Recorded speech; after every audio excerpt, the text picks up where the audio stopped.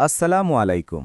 আজ মঙ্গলবার ৩১ মার্চ ২০২৬, ১৭ চৈত্র ১৪৩২ বঙ্গাব্দ এবং ১১ শাওয়াল ১৪৪৭ হিজরি। চলুন জেনে নিই আজকের বাংলাদেশের বাজারে সোনার সর্বশেষ দাম। সর্বশেষ তথ্য অনুযায়ী বাংলাদেশ জুয়েলার্স অ্যাসোসিয়েশন বাজুস সোনার দামে নতুন করে বৃদ্ধি ঘোষণা করেছে। বিশেষ করে তেজাবি বা সবচেয়ে ভালো মানের সোনার দামে উল্লেখযোগ্য পরিবর্তন এসেছে। বাজুসের বিজ্ঞপ্তি অনুযায়ী আজ থেকে নতুন দাম কার্যকর হয়েছে। বর্তমানে ২২ ক্যারেট সবচেয়ে ভালো মানের সোনার দাম প্রতি ভরি নির্ধারণ করা হয়েছে ২,৪৪,৭১১ টাকা।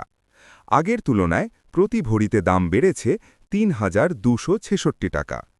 ২১ ক্যারেট সোনার দাম এখন প্রতি ভরি ২,৩৩,৫৭২ টাকা, যা আগের তুলনায় ৩,১৫০ টাকা বেশি।